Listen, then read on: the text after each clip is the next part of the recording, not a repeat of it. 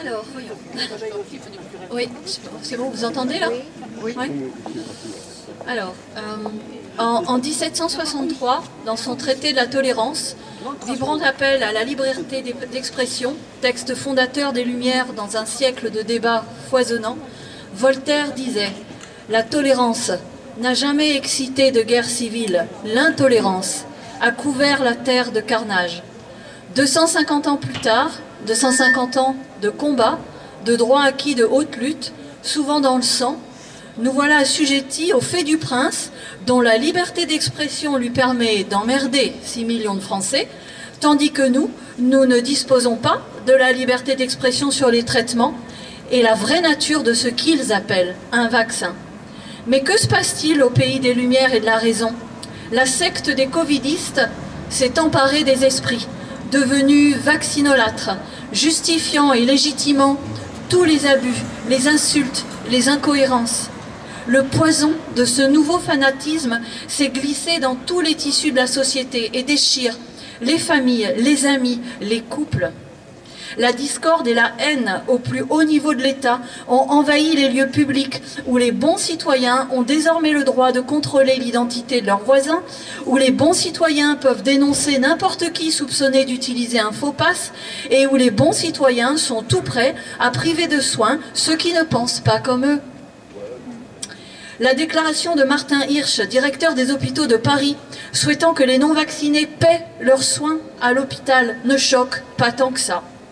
La grande majorité des partis politiques soutient l'obligation vaccinale en dépit du bon sens, des alertes de l'OMS, de la levée des restrictions, toutes les restrictions, dans beaucoup de pays voisins.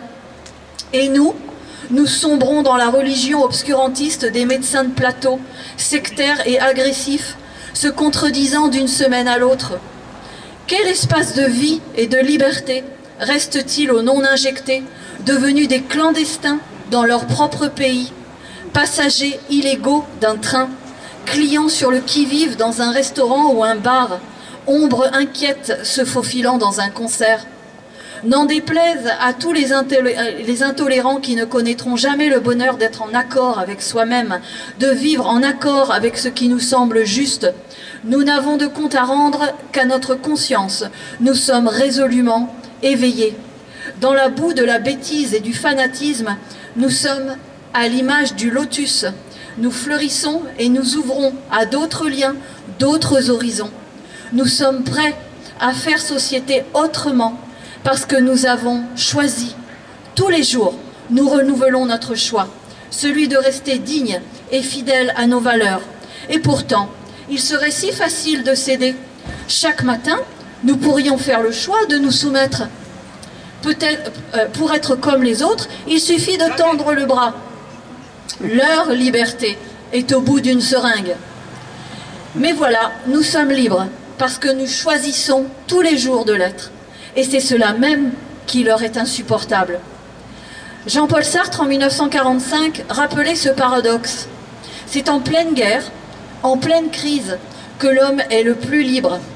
Aux esprits chagrins qui hurleraient encore à l'idée de comparer les situations, j'assume de le faire, parce que je connais trop bien les différences, tandis que d'autres ne voient même pas le parallèle. Sartre disait donc « Nous n'avons jamais été plus libres que sous l'occupation allemande. Nous avions perdu tous nos droits, et d'abord celui de parler. On nous insultait tous les jours, et il fallait nous taire. Et à cause de tout cela, nous étions libres. Puisque le venin nazi se glissait dans chaque pensée juste était une conquête. Puisqu'une police toute puissante cherchait à nous contraindre au silence, chaque parole devenait précieuse, comme une déclaration de principe. Levons-nous chaque matin et joyeux, renouvelons notre choix d'être et de rester libres. Bravo. Bravo.